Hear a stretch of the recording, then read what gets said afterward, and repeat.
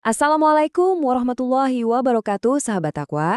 Wah, kali ini kita akan membahas ayat-ayat yang benar-benar dalam banget maknanya. Al-Baqarah ayat 174 sampai 176. Ayat-ayat ini bakal membuka mata kita tentang sebuah dosa besar, yaitu menjual kebenaran demi keuntungan dunia yang, ya ampun, gak ada harganya sama sekali. Alhamdulillah kita ketemu lagi ya di musim kedua pengkajian tafsir kita. Sekarang kita sudah sampai di episode ke-23, melanjutkan perjalanan kita bareng-bareng di juz kedua Al-Quran. Terima kasih banyak udah setia gabung. Dan seperti biasa, perlu diingat ya, semua yang kita diskusikan di sini itu bukan asal-asalan. Semuanya berada di bawah bimbingan dan pengawasan guru kita, Ustadz Ahmad Alifian. Kita doakan semoga Allah Subhanahu wa Ta'ala senantiasa memberkahi ilmu beliau dan juga kita semua yang berusaha mempelajarinya. Amin. Oke, siap ya? Yuk kita langsung menyelam ke pembahasannya. Jadi pertama-tama kita akan lihat dulu hubungan ayat ini dengan ayat sebelumnya. Ini keren banget. Terus kita akan bedah apa sih dosa inti yang dibicarakan di sini, yaitu menyembunyikan kebenaran. Selanjutnya, kita akan lihat kenapa ini disebut transaksi paling rugi sepanjang masa. Lalu kita akan rinci 4 akibat yang super mengerikan dari perbuatan ini. Dan terakhir yang paling penting, kita akan tarik pelajarannya untuk kehidupan kita di zaman sekarang. Oke, kita mulai dari bagian pertama. Kita akan lihat gimana indahnya Al-Quran itu menyambungkan satu konsep ke konsep lainnya. Dari yang kelihatan fisik sampai yang gak kelihatan tapi jauh lebih bahaya.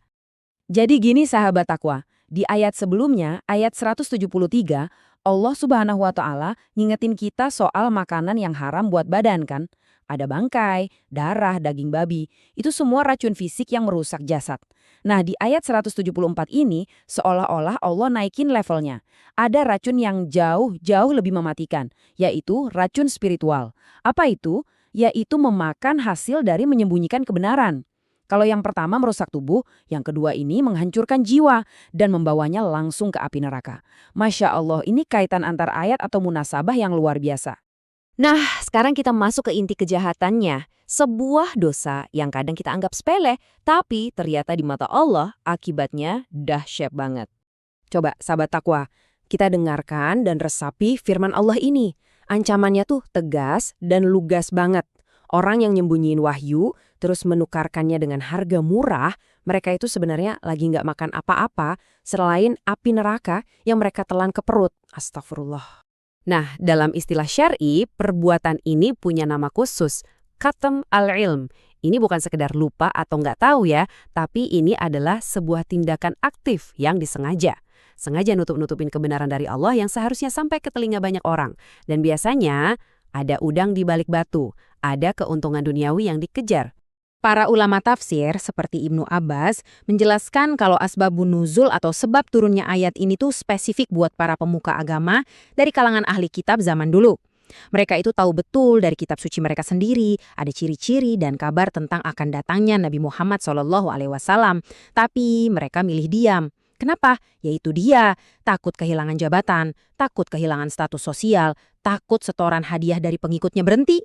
Nah, harga yang sedikit itu, ya semua itu. Jabatan, harta, status, yang fana, yang mereka tukar dengan murka Allah yang abadi.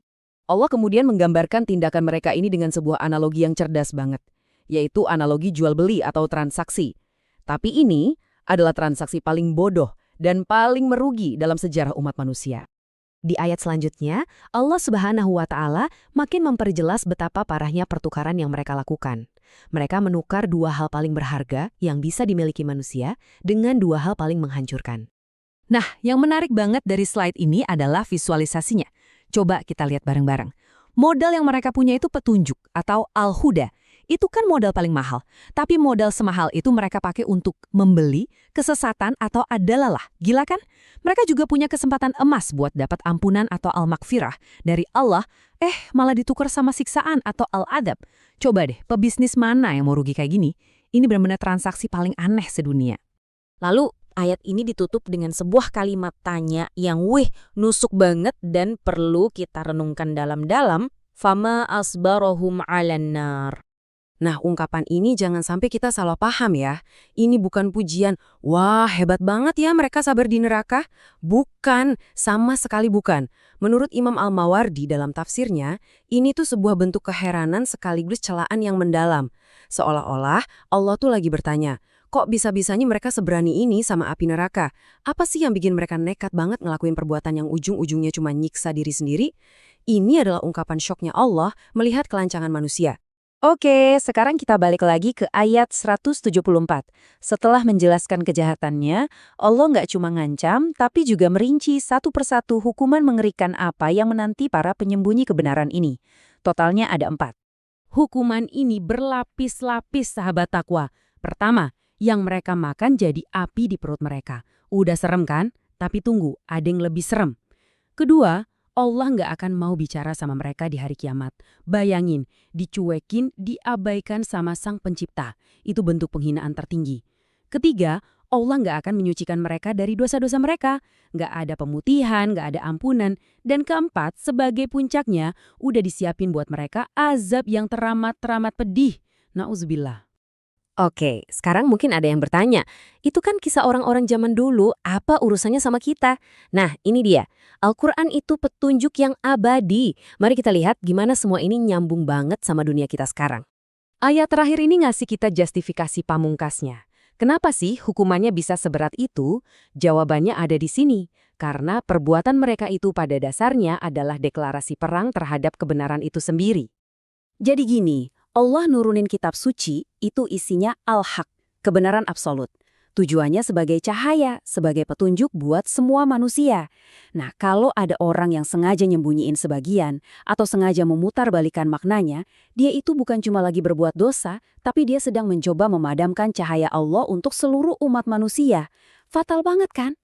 Nah, pertanyaannya sekarang, apakah ancaman ini cuma berlaku buat pemuka agama di masa lalu? Tentu saja tidak. Terus apa bentuknya di zaman kita di abad ke-21 ini? Dan slide ini dengan jelas menggambarkan semuanya. Ancaman ini berlaku buat siapapun yang punya ilmu tapi nggak jujur. Contohnya, seorang ilmuwan yang manipulasi data risetnya demi dapat sponsor. Dia lagi menjual kebenaran ilmiah demi uang. Atau seorang jurnalis yang sengaja memelintir berita biar viral dan dapat rating tinggi. Dia lagi menukar kebenaran informasi demi popularitas. Atau bahkan kita sendiri yang diam aja pas lihat hoaks menyebar di grup WhatsApp padahal kita tahu itu salah cuma karena kita takut dikucilkan atau malas berdebat. Itu semua, sahabat takwa, adalah bentuk modern dari katmal al-ilm. Menjual kebenaran dengan harga yang sangat sedikit. Maka, renungan terakhir buat saya pribadi dan buat kita semua adalah pertanyaan ini. Kita semua dalam kapasitas kita masing-masing adalah pewaris ilmu. Pertanyaannya, saat kebenaran itu ada di depan mata kita, akankah kita berani menyuarakannya? Dan ketika dunia menawari kita harga untuk diam, entah itu uang, jabatan, atau sekedar rasa nyaman, akankah kita tergoda untuk menjualnya? Semoga Allah Subhanahu wa Ta'ala melindungi kita semua dari godaan untuk menyembunyikan kebenaran, dan semoga Allah menjadikan kita semua pembela-pembela kebenarannya yang pemberani, sekecil apapun peran kita. Terima kasih banyak sudah menyimak. Wassalamualaikum warahmatullahi wabarakatuh.